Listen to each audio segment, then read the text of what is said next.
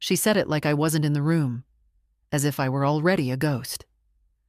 "She doesn't deserve a room," Zara muttered, shutting the hallway door with her foot.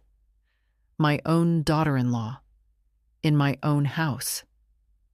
I was just a few feet away, folding laundry at the basement landing, quiet as a shadow. She didn't lower her voice. Maybe she didn't care if I heard. Maybe she wanted me to. Her words settled on me like dust. Soft. Barely there, but suffocating. "I mean, seriously," she continued, her voice fading into the kitchen. "We're already short on space. This house is old. There's no guest wing, and she's got the entire basement. That's more than enough. I'm not giving up the spare room. She doesn't even do anything all day." I didn't move. Just stood there, my hands still, towel in one palm, the edge of the dryer pressing into my hip. I listened to the fridge door open, then shut, then the scrape of a chair on the tile floor. She didn't even pause to wonder if I'd heard her. Not a sliver of guilt. Not even a, maybe I was harsh. I turned slowly and walked back down the steps. The laundry basket was heavier than usual. Or maybe it was just my chest. This house was mine. Purchased in 1987. Paid off in full. The same roof under which I raised my son and buried my husband. Where the maple out front still bloomed every spring, even though George wasn't around to rake the leaves come fall. I didn't want them here at first. That's the part no one knows. It was after Zara's startup failed, something to do with organic skincare. And my son Peter had left his job in corporate sales because he needed a reset. They came to me with polite desperation, just until they got back on their feet. 6 months, Max. Mom. I remember Peter's voice, soft, sheepish. He hadn't called me Mom like that in years. They moved in the following week. At first it was manageable. I gave them the master bedroom upstairs. They insisted. "You stay downstairs, Mildred. It's cooler, and your knees. Remember how you said the stairs bother you?" I hadn't, not really, but I nodded anyway. That was 3 years ago. Somehow, until we get on our feet, turned into new floors upstairs, a Peloton in the guest room, and Zara's creative space, where my sewing table used to be. They painted over the yellow kitchen I loved. Tore out the lilacs by the back fence because Zara had seasonal sensitivities. I adapted, because that's what older women do, isn't it? We adapt. We shrink. We find silence in our corners and call it grace. But today, something shifted. She doesn't deserve a room. I sat on the edge of my basement bed, the mattress groaning under me.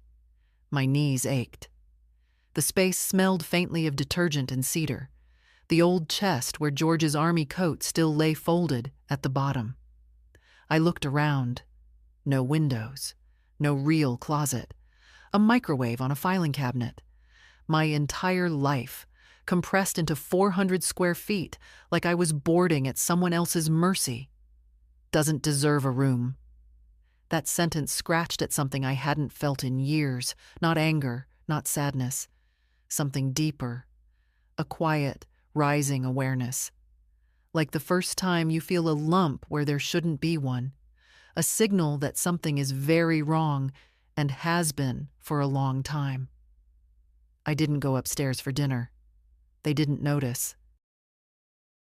Instead, I opened the drawer where I kept the documents George and I had prepared years ago. Deed, mortgage release, power of attorney, all neatly stacked, untouched for years. At the very bottom, a manila envelope with my will, still unsigned. I ran my fingers over the pages. The language was cold and formal, but even legalese, when read in a quiet basement by a woman who's been told she doesn't deserve a room, feels like poetry. That night, I made myself a cup of weak tea and sat in silence. The kind that presses into your chest like a weight. the kind that demands a reckoning. I didn't cry. I don't do that anymore. But I stayed awake until the early hours, waiting. Not for sleep, but for the part of myself I had long buried under politeness. And when the birds began to stir, somewhere above this concrete box they now called my apartment, I knew I'd found her. I was still here, and I wasn't going anywhere. Peter was born in the spring of 1981. The windows were open that morning, and I remember hearing birdsong even through the pane. George held my hand the whole time, silent but present. He wasn't the poetic type, more of a fix-it-with-his-hands man. But when they handed us that squirming, red-faced bundle, he whispered, "We did good, Millie." We did. Back then, the house was smaller. No addition, no deck, just a two-bedroom box on a quiet street where you knew your neighbors and waved at passing cars. I used to stand at the kitchen sink, washing bottles, watching Peter crawl across the rug. That rug's long gone now. Zara replaced it with something she calls Scandinavian minimalist. Cold floors, white walls. It all looks like a hospital to me. But once, this place was full of noise. Peter with his Matchbox cars, George with his transistor radio, me humming while I cooked. We didn't have much, but we had space. We had each other. I went back to work when Peter was 4. Not because I wanted to, but because we needed it. George's union contract got cut, and the hospital offered me weekend shifts. Night work. I'd kiss Peter goodnight, then head off into the dark, wondering if he'd notice I was gone. He never complained. Not once. Not when I missed recitals. Not when I fell asleep folding laundry at the table. He was a good boy. Earnest. Kind. I held on to that version of him for as long as I could, maybe longer than I should have. George died suddenly. Heart attack. 62. We'd just come back from the farmer's market. He'd insisted on carrying the bags, even though his shoulder was bothering him. That was George. Stubborn to the end. I found him on the porch, slumped in the chair we bought the year Peter graduated college. Everything changed after that. Peter was helpful at first. He came by more, helped with paperwork, took me to the funeral home. Then he started hinting about things. "You shouldn't be here alone, Ma. This house is big. Have you thought about downsizing?" I hadn't. In fact, that house was the only thing that still made sense to me. George was in every floorboard, every squeaky stair, every uneven drawer. The thought of selling it felt like a second death. Peter backed off, for a while. Then came the startup failure, the layoffs. The economy, the inflation, we just need a reset, Ma. I told them they could move in. Of course I did. I wasn't going to leave my only child out in the cold. They arrived with boxes and apologies. Just a few months. Zara hugged me, too tightly, too brightly, and told me how grateful she was. "This is a lifesaver, Mildred. Really." They took the master bedroom. I offered the basement. I was still strong then, still walking 5 miles a day, still hosting Sunday dinners. But it didn't take long. My kitchen became her kitchen. My calendars replaced with Zara's family planning boards. My recipe box boxed up. My blue curtains, the ones George liked, replaced with sheer gray panels. Peter didn't say anything.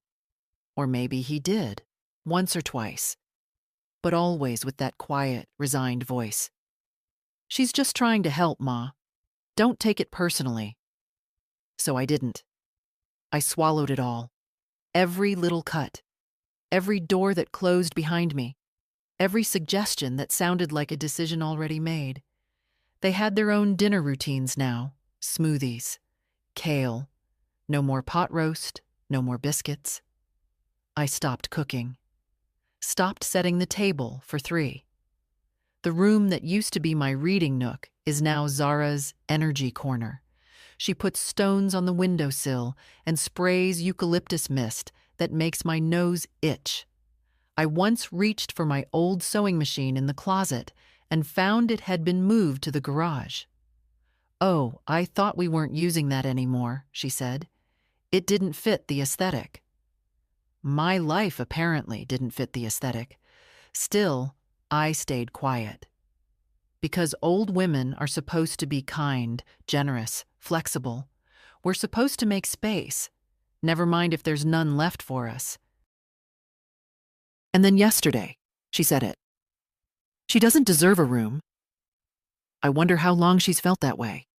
Weeks? Months? Years? I wonder if Peter agrees. If he thinks it too. Deep down, where guilt hasn't touched. This morning, I made coffee in my basement kitchenette and drank it slowly. I didn't go upstairs. Let them miss me. Let them wonder. At noon, I walked to the garden. The lilac bush George planted, what's left of it, is starting to bloom again. It smells faintly like hope. I clipped a branch and brought it inside. Then I sat at the kitchen table and began to write. Not a note, not a complaint. A list of what I still owned, of what I still controlled, of who I used to be. Because this house might feel like a prison now, but it's still mine. They moved in because I said yes, and I can say no just the same. Zara never raised her voice. Not once. She never slammed a door or cursed or said anything you could pin down and say, "That was cruel." No, she was far too refined for that. Her words were soft. Her insults wore perfume. Politeness was her weapon of choice, and she wielded it with the grace of a surgeon. It started with shoes. I've always left mine by the door. It's how I was raised. You don't track outside dirt into a clean house. But Zara had a system. "These are the house slippers, Mildred," she said one morning, holding out a pair of fuzzy gray things I'd never seen. "We're just trying to keep things consistent. It helps with the energy flow." Energy flow. I took the slippers and said nothing. Wore them too, even though they pinched my right toe and left fuzz all over the rug. Then it was the television. "I've set up different profiles for everyone," she said, holding the remote like a wand. "Peter and I use the main one. Yours is called Guest. That way we don't mess up each other's recommendations." Guest. I stared at the screen. My name wasn't even there. Just that word. Guest. She noticed me looking. "Oh, it's not personal," she smiled. "It's just easier for sorting." It kept going. "You left crumbs in the sink again, Mildred. Did you mean to leave the light on in the laundry room? I moved your lotion out of the main bathroom. It didn't match the new scent profile." Always with a smile. Always with that tone, half sugar, half steel. And Peter? He watched. Always watched. Rarely stepped in. One evening, I came upstairs to get a book I'd left in the living room. Zara was stretched out on the couch, wrapped in one of my old quilts, scrolling on her tablet. The room smelled like sage and some essential oil that made my throat itch. "Oh," she said, without looking up. "Just grab what you need." I stood there for a second. Something about the way she said it. It wasn't what she said. It was what she meant. Don't linger, don't sit. This space is no longer yours. I picked up the book and walked out. Downstairs, I sat on the edge of my bed and stared at the pages without reading a word. I wasn't angry. Not yet. Just diminished. Like someone had reached inside me and turned the volume down. Politeness is clever like that. It doesn't bruise, it erodes. Later that week, Zara had a few friends over. She didn't ask. just mentioned it in passing. Oh, by the way, we're having a little gathering Saturday. Just drinks and vegan bites. You're welcome to pop up if you'd like, of course. No pressure. No pressure. Saturday came. I stayed in the basement.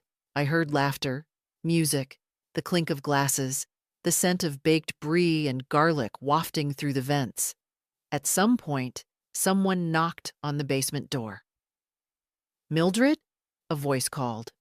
"Zara said you might have folding chairs?" I opened the door. It was a young man in tight pants and thick glasses. He looked surprised to see me. "Hi. Yeah. Zara said to check with you." I gave him the chairs. He didn't say thank you. They were my chairs. Bought them after George's retirement party. We used to host neighbors in the backyard on Sundays. Now they were borrowed for strangers. I listened to them laugh upstairs while I ate a sandwich by myself on a tray table. Guessed. That word again.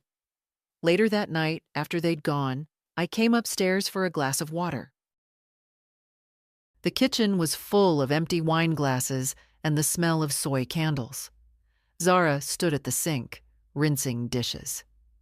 "Oh, hey," she said casually. "Everyone kept saying how cozy the house is. You really created a warm little space here. We're lucky you had room for us." I nodded. I suppose I did. And I had. I really had. But warmth cools when no one tends it, and luck, as I've learned, has a price. I went back downstairs.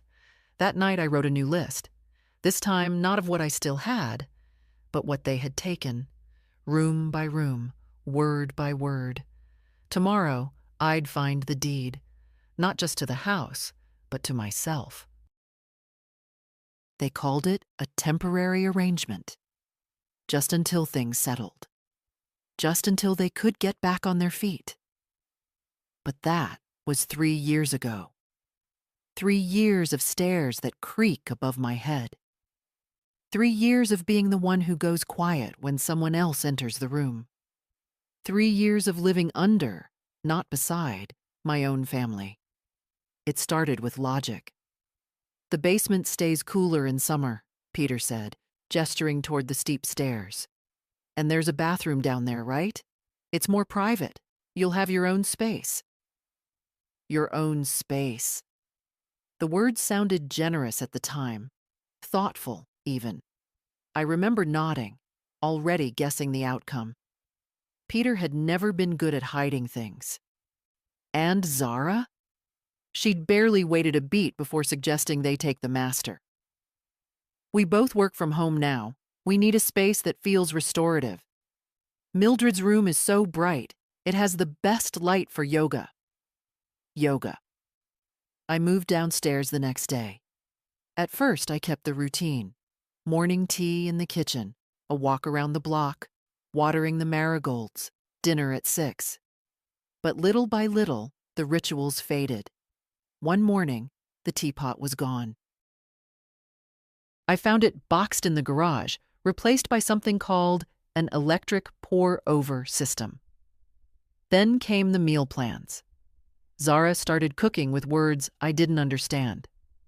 Tempeh, nutritional yeast. Chia reduction. One night, I brought up a chicken casserole and was told, politely, "We don't really eat that anymore." So I stopped. Stopped offering. Stopped interrupting. Stopped sitting at the table that now looked like something from a design magazine. Cold, curated, untouched. In the beginning, the basement was just a guest space. A futon, a lamp, a small fridge. I never imagined living there. But over time, I started bringing more down. My clothes, my dishes, my silence.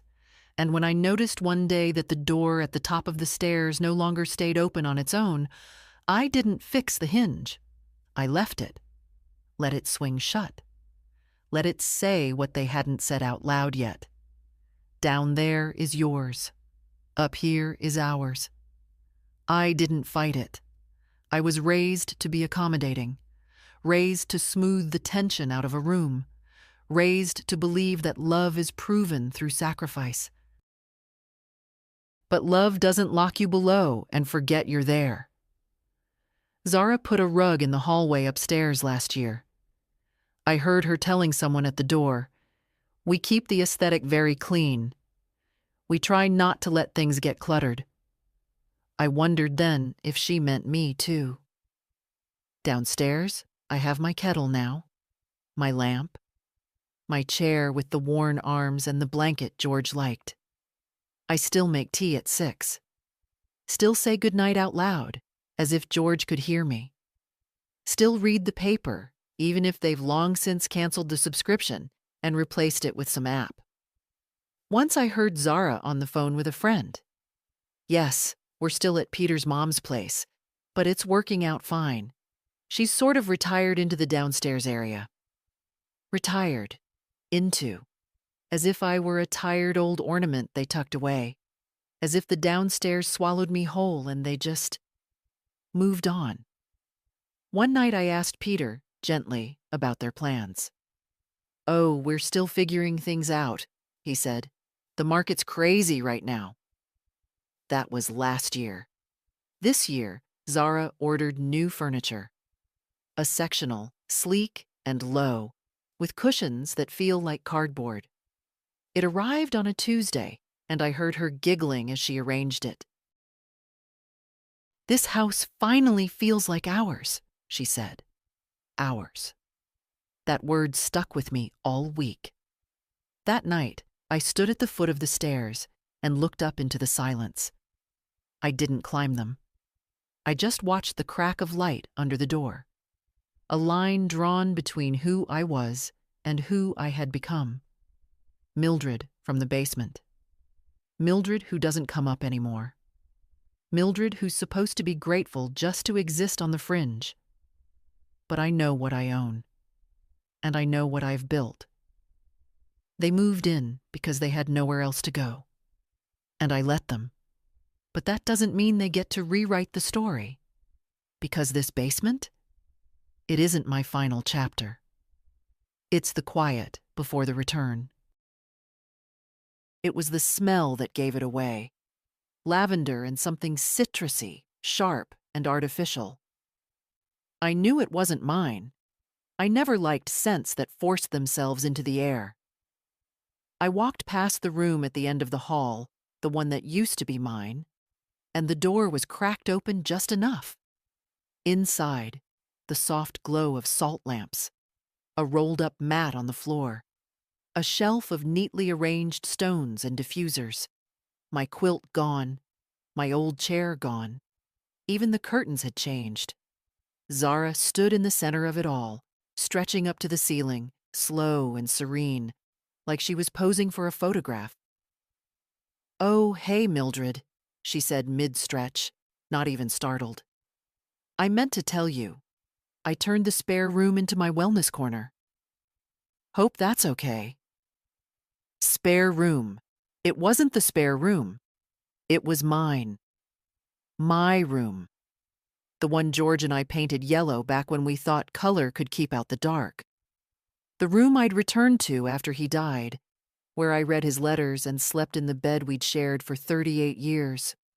Now it had a Himalayan singing bowl and a sound machine set to ocean waves. I stood in the doorway, not stepping in. "Where did you put my things?" Zara didn't miss a beat. "Oh, don't worry. I packed everything carefully. They're in the garage. Second shelf from the left. I think your old books are in a bin labeled sentimental." Sentimental. She said it like it was a category you box up and forget. I nodded. Walked away. The smell of essential oils followed me down the hall like a stain. Later that night, I went into the garage. It was cold, cluttered. Nothing like the quiet room I'd once claimed as sanctuary. I found the bins. 3 of them, all labeled in Zara's handwriting. Sentimental. Craft supplies. Mildred, Misk. Like I was a storage problem to be organized. Inside the sentimental box were old photo albums, my mother's brooch, George's cufflinks, a half-written letter I'd once started for Peter, and never finished. I sat on the stool next to the workbench, holding the cufflinks in my hand. They were still warm from memory. I didn't cry. I'd passed that stage years ago. Instead, I looked around the garage and thought, how did I get here? I gave them space, gave them comfort, gave them silence, and in return, they gave me a shelf. Peter came home late that night. I heard the murmur of voices upstairs. "You didn't ask her?" he said, not angry, just tired. "I didn't think I had to," Zara replied. "She hasn't used that room in over a year. She's downstairs all the time." Then a pause. "She's fine, Peter. She has what she needs." "No. I had what they didn't want. It's a strange thing to feel your presence shrink inside a place that once held every part of your life. I used to cook meals in that kitchen, paint the windowsills, sing to the radio while folding laundry. Now, I knock before entering the living room. The next morning, Zara left a mug for me by the basement stairs. "Thought you might like a turmeric latte," she wrote on a sticky note. "It's anti-inflammatory." The mug was yellow, ceramic, lovely, not mine. I poured it down the sink and made coffee instead. Then I sat at the little table in my basement and opened a fresh envelope. The deed, still in my name. And for the first time in a long while, I allowed myself the luxury of planning, not just escape, but return. Thanksgiving was the first time I felt it clearly, that I'd become a guest in my own tradition. They set the table without asking. Zara brought out stone-gray napkins, matching plates, silver utensils arranged just so. The centerpiece was minimalist. Twigs, white candles, nothing warm, no turkey platter, no stuffing bowl, no scent of pie cooling on the windowsill. "It's plant-based this year," Zara said brightly. "Much cleaner, less bloat." Peter looked at me across the table. "You okay with that, Ma?" I nodded, of course. I always nodded. They sat at the table before I did. Peter at the head, Zara to his right, two friends of theirs, names I didn't catch, on either side. I was placed at the far end, near the coat rack. The lighting there is dim. They never fixed that bulb. They didn't ask me to say grace. In our family, George always did it. And after he passed, I took over. I never made it fancy, just a simple thanks for food and family and the good sense to hold on to both. This time, Zara held up her glass and smiled. "To growth," she said, and they all nodded. I murmured amen into my plate. No one heard. The food was strange. Creamed cashew something. Tofu shaped into a roast. A salad with pomegranate seeds that stained the linen, no mashed potatoes, no gravy, no cranberry sauce from the can that George used to slice into perfect rings just to make me laugh. I chewed, swallowed, smiled. One of Zara's friends leaned in. "So, Mildred, what do you do down there? Must be cozy to have your own little hideaway." "Hideaway?" "I read," I said. "Tidy. Call my sister in Oregon." He nodded like I was a curiosity at a museum. After dessert, some tart made with dates and ground almonds, they cleared the table without a word to me. I carried my plate to the sink out of habit, but Zara had already filled it with soapy water. "Oh, don't worry," she said, her back to me. "We've got it." So I stood for a moment, holding my plate, not sure where to go, not sure what to be. Then I went back downstairs. That night, I dug through the boxes in the garage again. I found the Thanksgiving linens. The deep orange ones George loved. The ones we bought together on clearance because nobody wanted that color. And he said, all the more reason to use them proudly. I folded them carefully, smoothed every wrinkle, and placed them in a fresh bag. Then I sat down and wrote a letter. Not to Peter, not to Zara. To myself. I listed the names of people who used to gather around my table. My sister Helen, George's cousin Paul, our neighbors, the Lundgrens. I listed the dishes I used to make by hand. Sweet potato casserole, cornbread, apple pie with the flaky crust. I wrote it all down so I wouldn't forget, so they wouldn't erase it. Peter came downstairs the next morning. "Everything okay, Ma? You left early last night." I was tired. He nodded, hesitated. "Zara's thinking of doing a Christmas brunch this year. Something low-key. You know, smoothies, overnight oats. Modern." I didn't answer, just looked at him. He shifted his weight. "You're cool with that, right?" I kept looking, and for the first time, he looked away. "Yeah," he mumbled. "Thought so." Back upstairs he went. Into the house I cleaned, the kitchen I stocked, the walls George and I painted together the summer before he got sick. Downstairs, I made toast and coffee and stared at the wall. My photo's no longer in the hallway. My casserole dish sits unused in the garage. And I, the woman who built this life, am now the quiet thing in the basement they remember only when they need something signed. But I remember. I remember everything. And remembering, I've found, is the first step to reclaiming. They always said I was bad with numbers. "Don't worry about the budget, Ma. I'll look at the paperwork," Peter would say, whenever tax season rolled around. "It's complicated stuff." I let him. I let him look. I let him file. I let him call the bank and answer questions in my name. Because he was my son. Because I thought that's what family meant. You hand over the rope and trust they won't tie it around your neck. But I wasn't bad with numbers. Not really. I was just tired. Tired of always being the one who had to know. Tired of being the one who remembered when the water bill was due or how much was left on the mortgage. Tired of balancing every penny in a little notebook while the men got to sit in the living room and rest. I never forgot how much things cost. I just stopped being loud about it.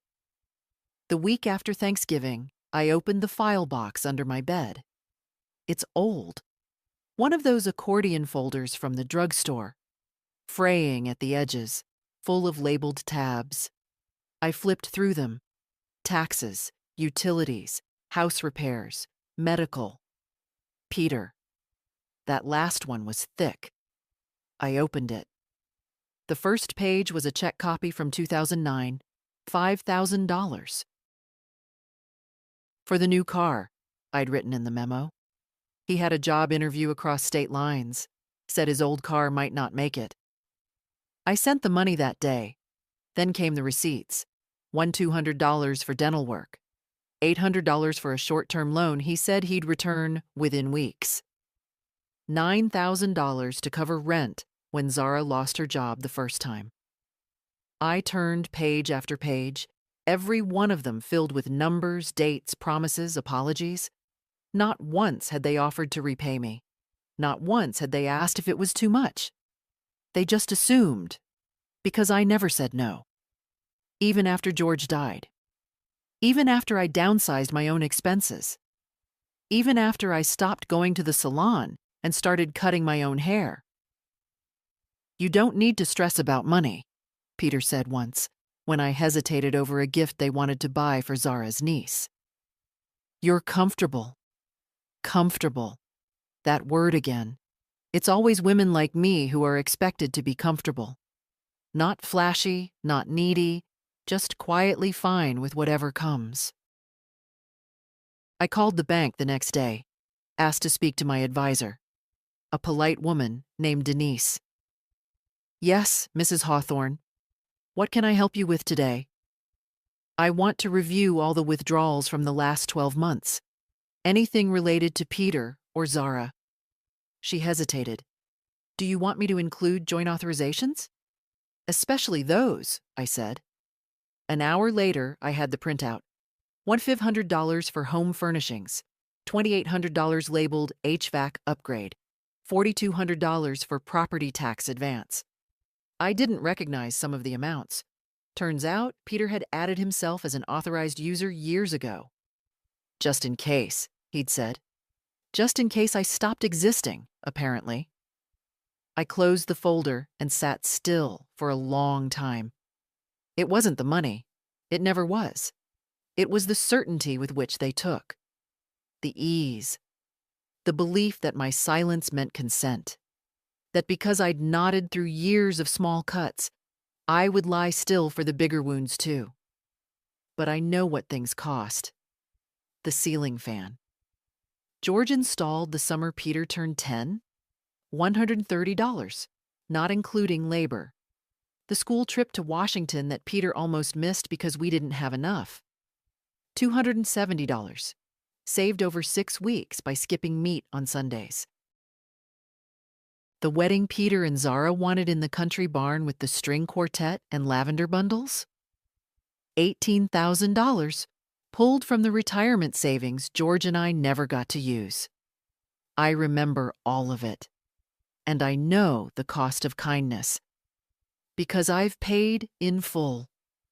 That night, I made another list. This one had no numbers, just names. A lawyer, an accountant, a locksmith. Change doesn't have to be loud to be final. It only has to be done. I remember the first time I wrote them a big check. It was the year after Zara's first business went under. Something about artisan soaps with 0 carbon footprint. They'd maxed out their cards, drained their savings, and still couldn't make rent.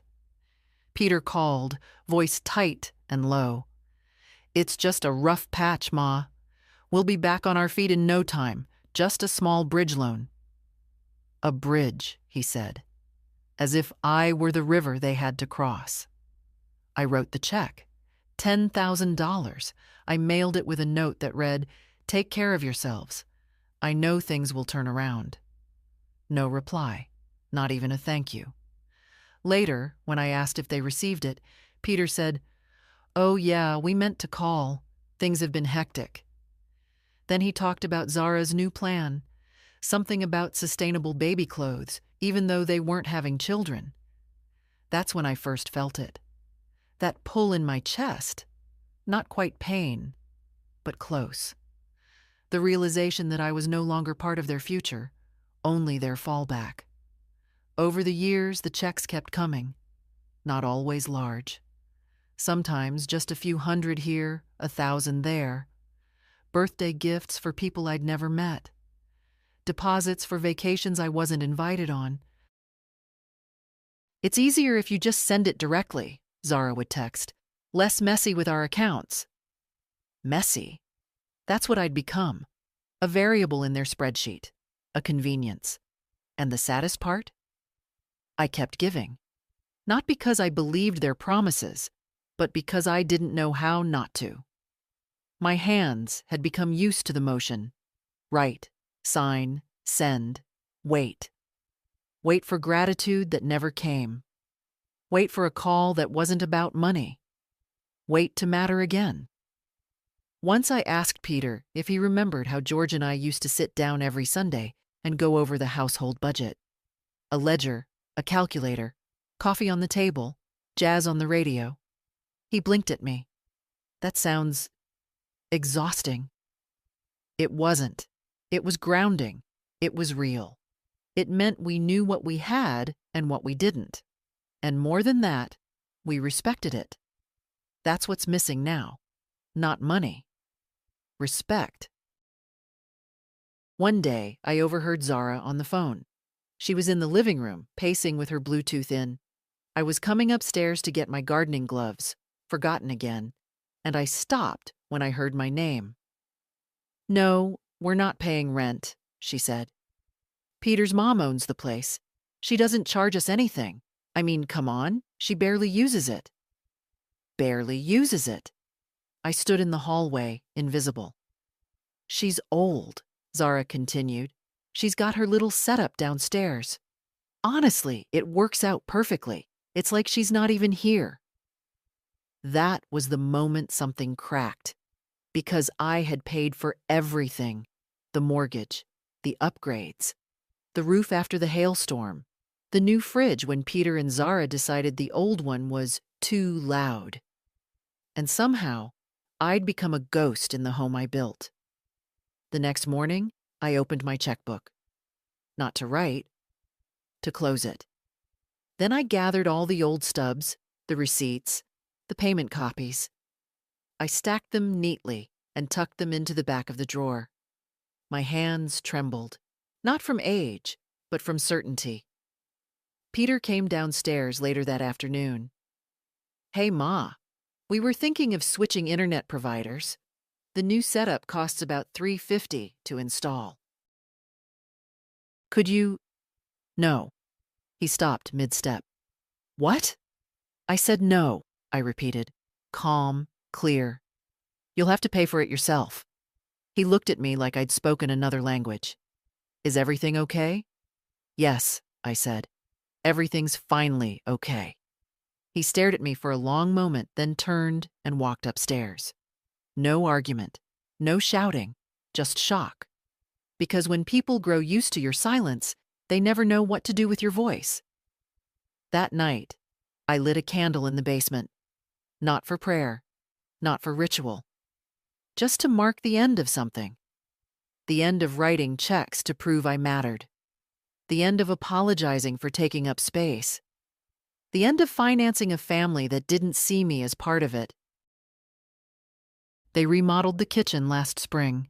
I wasn't asked.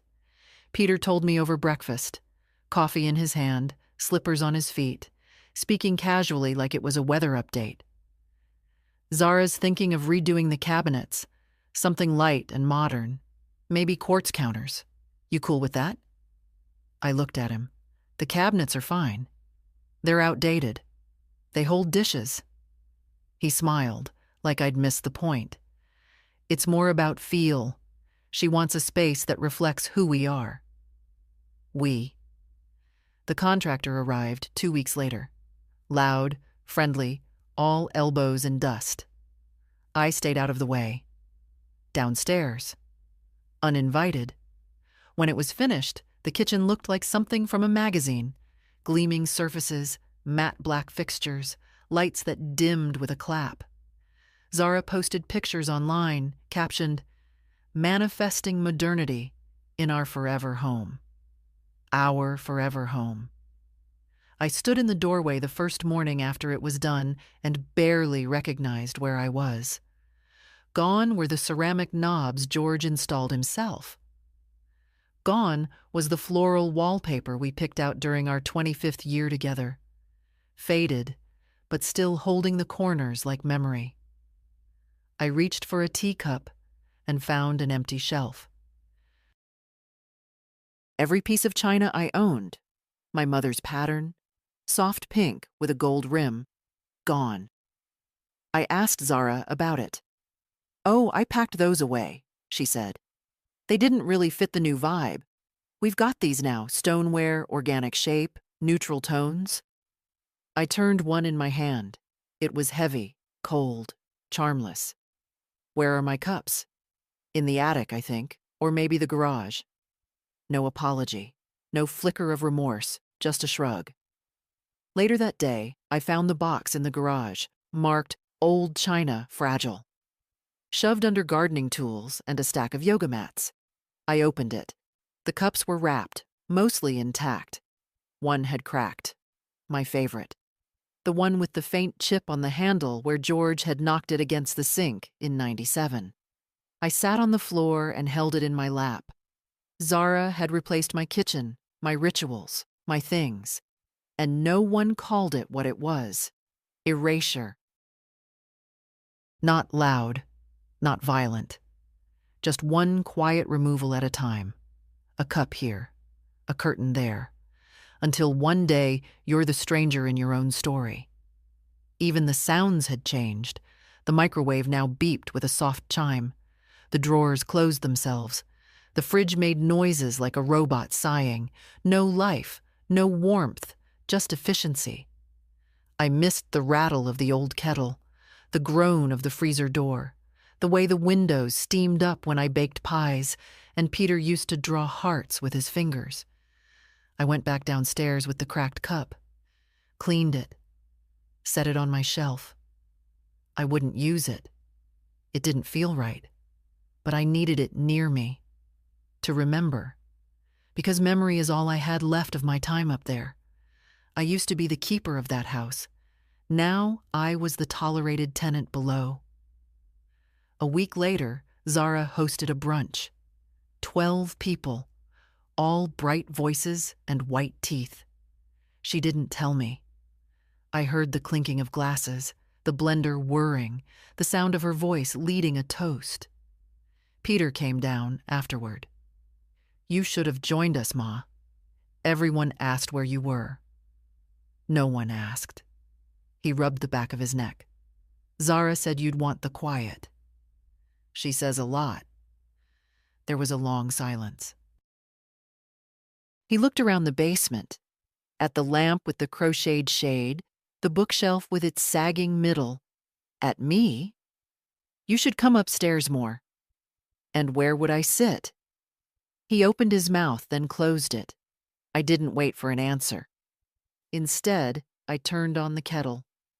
My old one. The one I'd moved downstairs before they had the chance to throw it out. It whistled sharp and proud. That night, I lay in bed thinking about how much of myself I'd stored in boxes, how many pieces of my life I'd let them tuck away, and how, one by one, I was going to take them back. The knock came at 4:15 on a Tuesday. I wasn't expecting anyone. No one ever came unannounced anymore, not since George died, and certainly not since I'd become the woman in the basement. I opened the door and there she was, Leah, my niece's daughter. 19, maybe 20. Hair in a loose braid, cheeks pink from the cold. She was holding a bakery box in one hand and a large thermos in the other. "Hi, Aunt Millie," she said, smiling. I was passing by. Thought I'd stop in. I hadn't seen her in over a year. She used to come by often when she was younger, back when I still hosted Easter brunch and made ginger cookies just because. Before Peter moved back in. Before Zara turned every room into a curated Instagram post. "Oh, come in, sweetheart," I said, stepping aside. "It's good to see a familiar face." Leah walked in like she remembered the place, like nothing had changed. She set the box on the table, took off her coat, and sniffed the air. "Smells like lavender down here." I gestured to a sachet near the window. "Zara gave it to me for Christmas. Said it promotes relaxation." Leah rolled her eyes. "Of course she did." We laughed, just a little, just enough. She opened the box. Lemon bars, my favorite. "Brought your favorite. You made these with me once when I was 10. I still remember." My throat tightened. No one remembered things like that anymore. Not even Peter. We sat at the little table, the one that wobbles if you lean too far right. I poured us tea, proper tea, and she unwrapped a lemon bar and took a bite, sighing. "This place," she said, glancing around. "It hasn't changed a bit." "Oh, it has," I said gently. "You just don't see it from down here." She looked at me for a long moment. "Are you okay, Aunt Millie?"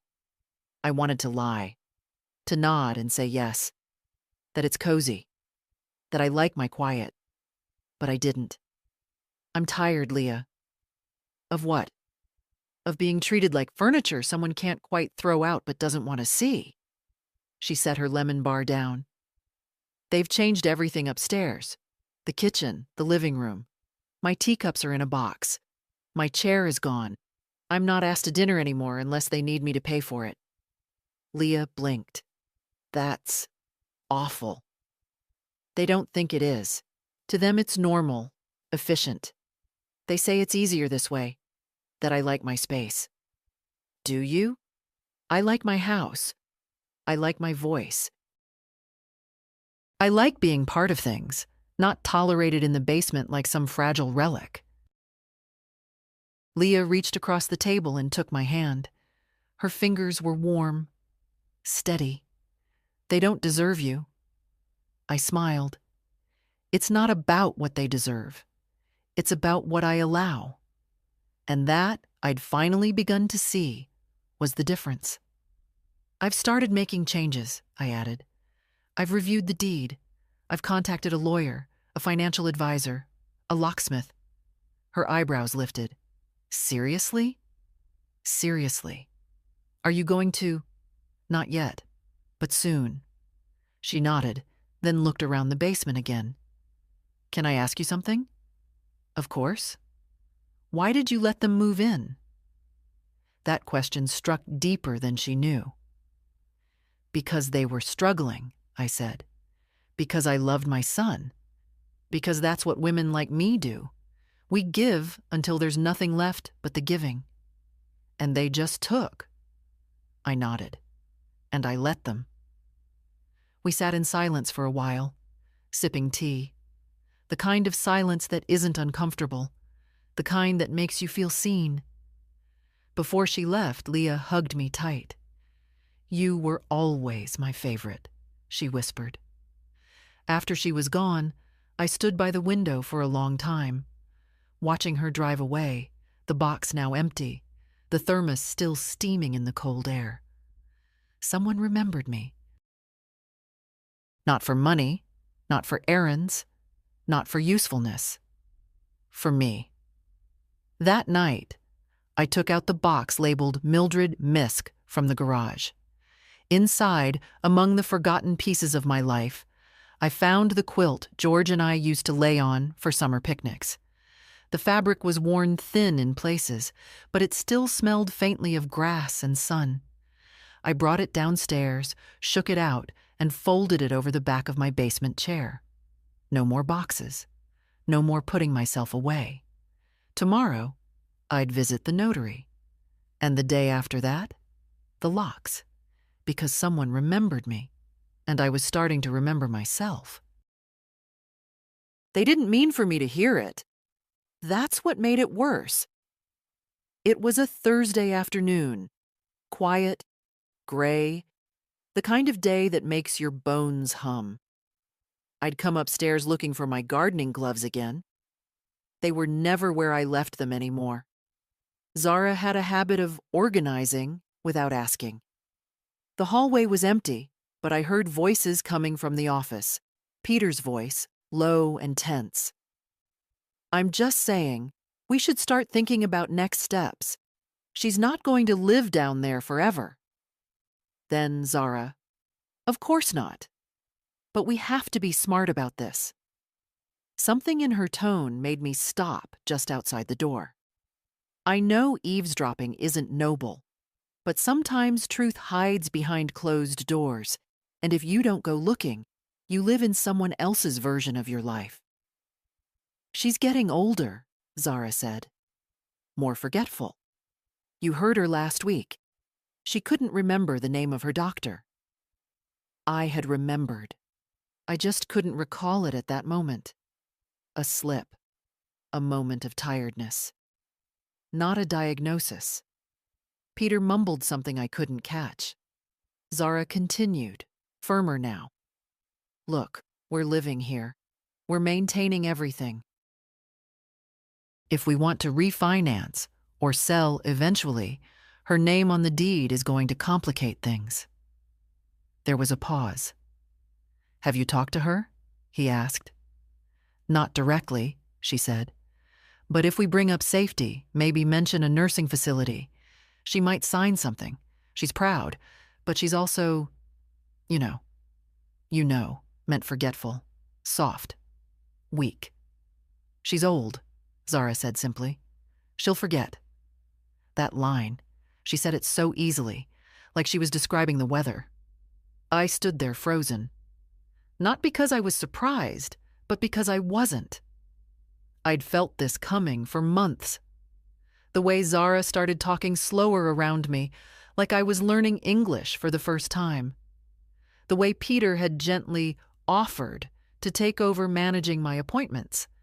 The way they kept sending links to active adult communities, not even care homes, communities, places with cheerful brochures and sad little balconies, where women like me disappear under the weight of other people's convenience.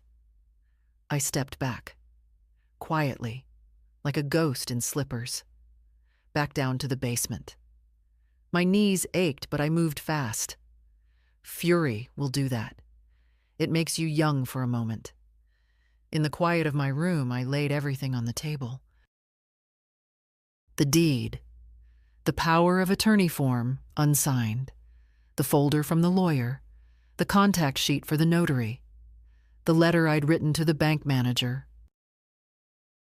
They thought I'd forget. They thought time had dulled me. But time sharpens too. When you spend long enough watching from a lower floor, you start to see people's true faces. And theirs, I finally saw in full. That evening, Peter came down. "Hey, Ma," he said, voice casual. "You need anything from the store? Zara's heading out." I turned to him slowly. "Just a few things." He smiled. "Yeah? I need you to remember who bought this house." He blinked. "Ma, I need you to remember who paid your tuition, who signed your first car note, who stood at your father's funeral when you couldn't stop shaking." He shifted his feet. "What's this about?" "It's about forgetting, Peter." His mouth opened, closed. "I heard you," I said. "Upstairs. The door wasn't shut tight enough." A flush climbed up his neck. "Ma, it's not what you think. It never is, until it is." He stepped forward. "We're just trying to think ahead. You know, protect the house. Make sure—" "No," I said. "You're trying to erase me." He swallowed. "That's not fair." "What's not fair," I said, voice calm, "is living in someone's house, spending their money, using their water and their quiet and their trust, and then deciding they're too inconvenient to keep around." There was silence. Then he sighed, that old tired sigh I knew from childhood. "I'll talk to Zara. She was just stressed. She didn't mean it. She meant every word." He hesitated again. "What do you want, Ma?" I smiled, slowly. "Not what you're offering." Then I turned and went back to my chair, opened my notebook, wrote a new line. "The locks will change next week. The trust will finalize the week after. I won't forget. And I won't be forgotten. Not like this." The office smelled like old carpet and fresh ink. No music. Just the quiet hum of a printer behind the desk and the soft clatter of someone typing. It was a small building tucked between a dentist's office and a dry cleaner. Not a place anyone would expect to find me, which is exactly why I chose it. The woman at reception looked to be in her 40s, with tired eyes and a warm smile. "Mrs. Hawthorne," she said, standing, "right this way." I followed her down a short hallway. Wood paneling, dusty blinds, a faded photo of a bridge. Nothing glossy, nothing grand. Just function. I liked that. The lawyer was young, thinner than I expected, neatly dressed but with a tie that didn't quite match his shirt. His name was Adam, and when he shook my hand, he looked me in the eye. Not past me, not through me. "I've reviewed everything you sent," he said, gesturing for me to sit. "It's all in your name. The house, the deed, the title's clean." "I know," I said. "I just wanted someone else to say it out loud." He nodded. "It's good you came in. There are things we can do to make sure your wishes are protected. Formally." He slid a paper across the desk. "We start here. It was a document revoking any previous power of attorney designations. Simple language, clear authority. I never signed anything giving them control, I said, but I want to make sure they can't try to say I did. Understood. We'll notarize everything today, and then we'll draft your living trust, just like we discussed over the phone. I nodded. He tapped the pen against the folder. Can I ask something? Of course. Why now? That was the question, wasn't it? I looked out the window. Across the street, a woman in scrubs was walking to her car, rubbing her temples. A teenager in a hoodie sat on the curb, tapping something into his phone. I waited too long, I said. Most people do. I smiled faintly. It's not that I didn't see it coming. It's just, I kept hoping they'd stop before it went too far, that they'd realize what they were doing. Adam said nothing, just waited. They've taken over, I continued. Piece by piece. They call it helping, updating, evolving, but it's not. No, he agreed softly. It's erasing. He passed me the pen. Then let's unerase you. I signed. By the time I left, the trust was in motion. The property was being secured. A clause was added. If either Peter or Zara attempted to claim ownership or acted in bad faith, they'd forfeit any right to stay. That part was Adam's suggestion. You don't have to make it a fight, he said. Just make it clear. On the walk home, I passed the florist I hadn't visited in years. They were putting out mums in fat clay pots. I stopped, bought one. Yellow, the color George always said looked brave in fall. When I got back, I placed it on the basement windowsill. It didn't get much light, but it made the space feel less like waiting. Peter was in the driveway when I arrived, unloading groceries. I nodded. He looked surprised to see me out. I didn't explain. Zara wasn't home. Good. I needed quiet. That evening, I pulled out the old scrapbook, the one with George's handwriting in the margins. I flipped through pages of our first years in the house. Paint samples, receipts, letters from neighbors. Then I found the photograph. Peter, 6 years old, holding a toy hammer, standing next to George while they built the garden box in the backyard. I stared at it a long time. They were both smiling, both barefoot, both grounded in something that doesn't live here anymore. I wasn't angry. Not anymore. Just clear. That's the difference with age. You stop needing justice and start needing peace. But peace isn't passive. Sometimes it comes with signatures and stamps and new locks. The next day, I ordered those too.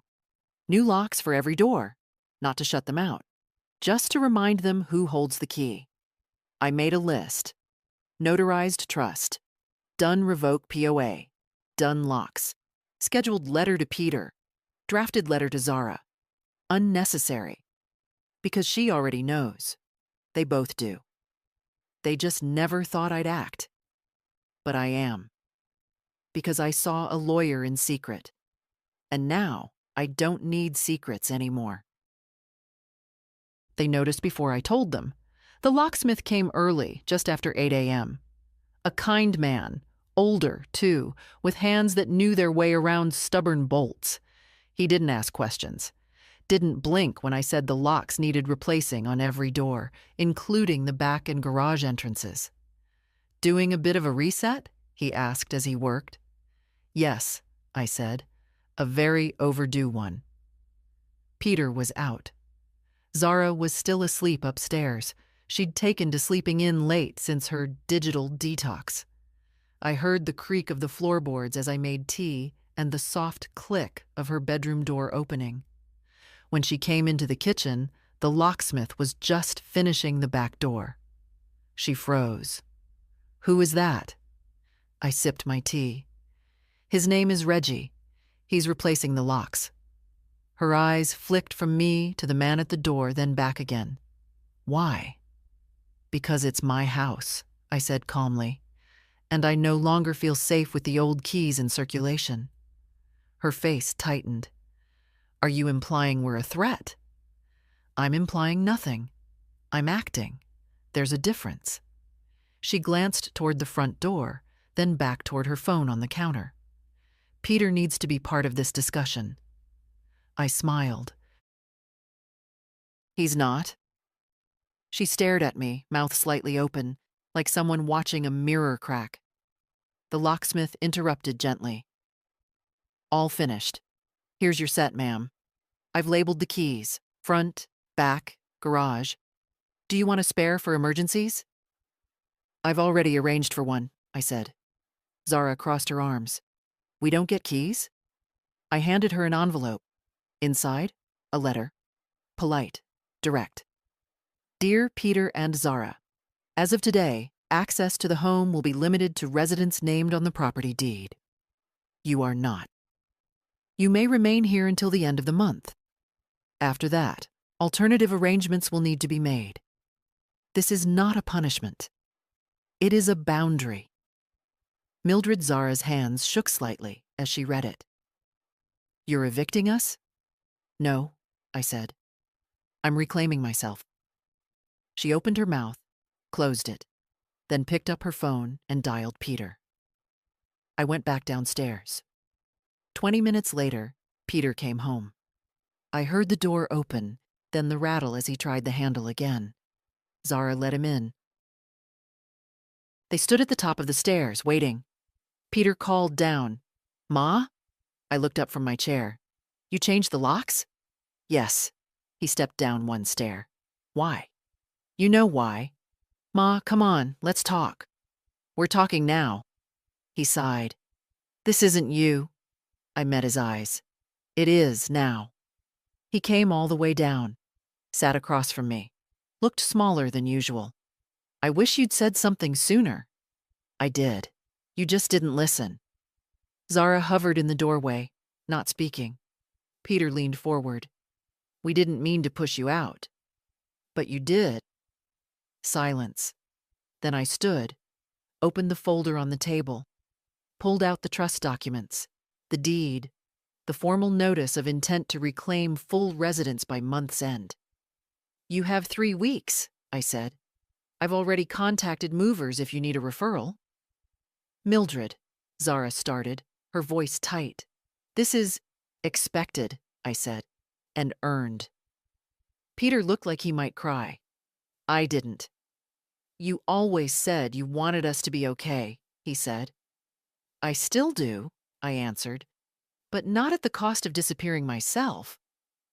Zara walked away without another word. Peter stayed a few minutes longer, then nodded. I guess I underestimated you. No, I said gently. You just forgot who raised you. He left without slamming the door. That night, the house was quieter than it had been in years, and for the first time in a long time, it felt like mine again.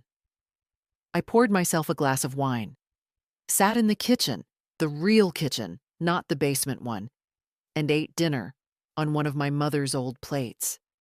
The ones with the faint gold rim Zara said didn't match the aesthetic. I lit a candle.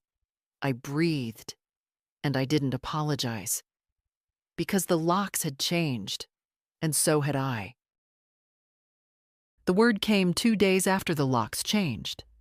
It was a whisper at first, said over the phone to someone in Zara's family. I couldn't hear the whole conversation, just enough to know I was being described. She's being difficult, Zara said.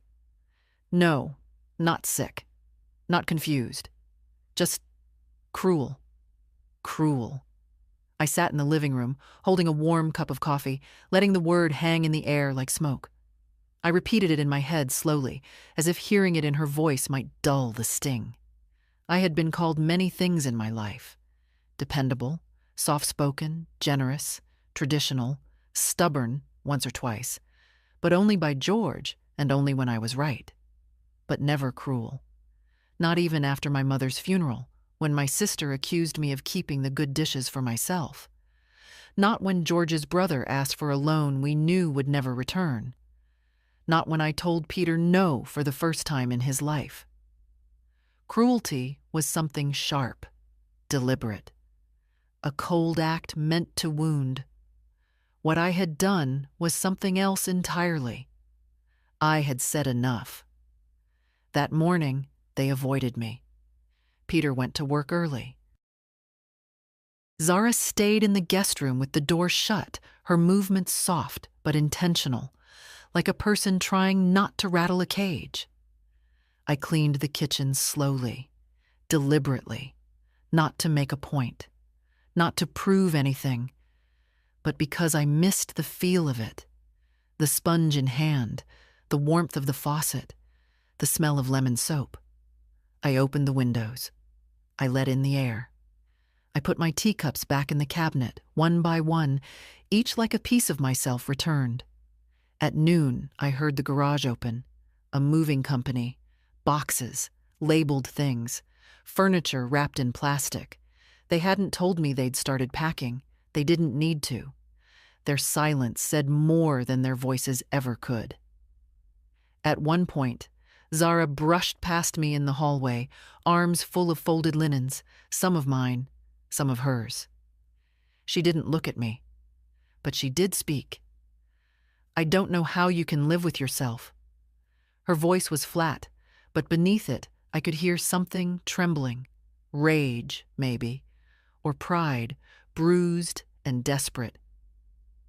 I didn't answer her, not because I didn't have the words, but because I didn't owe them. It is a strange thing, standing in the home you built, accused of being cruel for defending it. For decades, I'd been the safety net, the open door, the warm meal, the check that arrived when no one else was looking. But say no once, just once, and suddenly you are hard. Suddenly you are sharp. Suddenly you are cruel. But here's the truth they never said out loud. They needed me to be quiet so they could be comfortable. They needed me generous, but small, grateful, but invisible. Here, but not in the way. Peter came down. Later, alone. He stood in the kitchen doorway, staring at the tile. I had just finished washing the counters. My counters. The ones I scrubbed after George dropped his spaghetti sauce every Wednesday for 30 years. "I guess you're really doing this," he said. I already did. He didn't argue. Instead, he picked at the hem of his jacket like he was 10 years old again, waiting to be scolded for tracking mud inside. "She's upset," he added, though he didn't say why. He didn't mention the lawyer or the deed or the months of polite neglect that led us here. "She thinks you're being heartless." "I know," I said.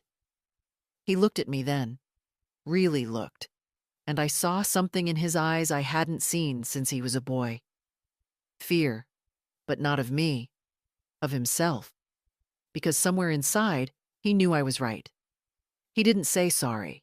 He didn't explain. He just asked in a voice much quieter than usual, "Will I be allowed to visit?" I nodded. "If you knock first." He smiled a little, sad and small, and okay. When he left the room, I let out a breath I didn't know I'd been holding. That night, I wrote in my journal, "They say I'm cruel, but only now when I stopped saying yes. Only now when I said, here is the line, and you may not cross it again. If that is cruelty, then it is the kind women must learn to wield sooner, not in anger, not in bitterness, but with the clarity of someone who remembers who she is." I turned off the lamp, slid the window open. Outside, the wind carried the sound of boxes being taped shut. Zara didn't say goodnight. She didn't have to. The house had said it for me. They left on a Sunday. Cloudy sky, no ceremony. The movers came early, polite young men in gray uniforms, careful with boxes, careless with memory. They didn't know what they were carrying. Not really. A yoga mat Zara never unrolled. The sectional she insisted on, which George would have hated. dishes that never touched real butter, all of it packed into a truck like clutter from a life briefly borrowed. Peter stood by the truck, phone in one hand, a set of keys in the other, the ones I'd already replaced. He glanced toward the front window once, hoping maybe I'd come out, but I didn't. I watched from inside, behind the lace curtain. I wasn't hiding. I was remembering. They drove away around noon. No goodbye. Just the rumble of tires and the soft relief of absence. I didn't cry. I made soup. After lunch, I opened every window in the house. The upstairs, the hallways, the back porch door with its crooked hinge. Let the wind carry out what didn't belong. Every trace of lavender oil and self-help mantras, every conversation I wasn't part of, every silence they fed me like a polite poison. The air filled with autumn. By late afternoon, the house was mine again. Fully. I walked from room to room slowly, touching the walls like they were breathing. And in a way, they were. They had survived it with me.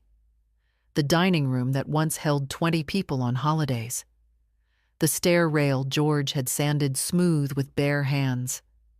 The living room where Peter learned to walk, one teetering step at a time, crashing into my knees with a laugh that cracked the whole world open.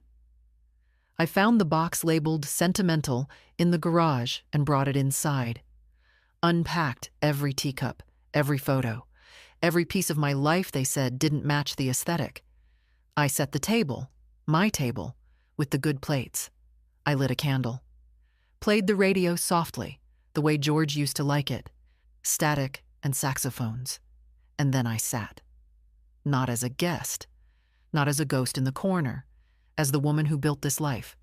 They may tell their version, that I was cruel, that I lost my mind, that I let pride win. Let them. Because this version, my version, isn't built on pity or pettiness. It's built on reclaiming, on memory, on something stronger than their small discomforts. It's built on the truth. I gave. For years, for decades, with open hands and quiet strength. I poured my life into theirs until the well ran dry.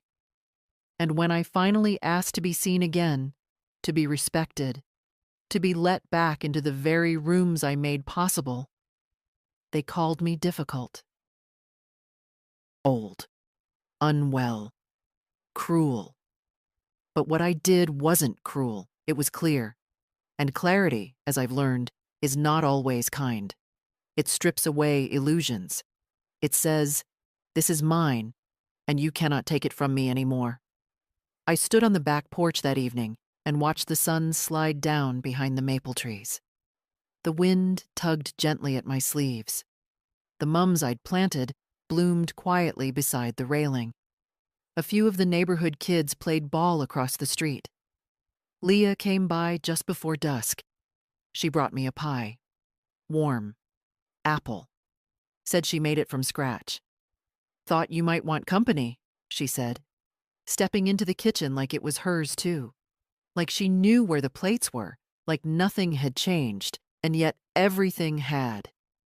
We ate together at the table. She asked about the photos on the wall. I told her stories. About George. About Peter when he was sweet. About how love isn't just giving. It's knowing when to stop giving it to people who treat it like tap water. "I'm proud of you," she said quietly, and I believed her. Later, after she left, I sat by the window with the cracked teacup, the one that didn't match anything anymore. I didn't fix it, didn't glue it. Just held it in my hands, because some cracks don't need mending, they need remembering. Upstairs, the house creaked with comfort. Familiar again. Lived in. Honest. I wrote one last line in my journal. They left with boxes. I stayed with everything that matters. My house, my name, my story, and not a single apology. So if you're reading this, if you're someone like me, tired of being polite to people who forget your face while still using your fridge, know this: it's not too late. Not to change the locks, not to say no, not to start again at the top of your own stairs, not to come back to yourself. If this story spoke to you, share it. For every woman who's ever been erased in her own home, may she remember, you don't owe silence to anyone who took your voice.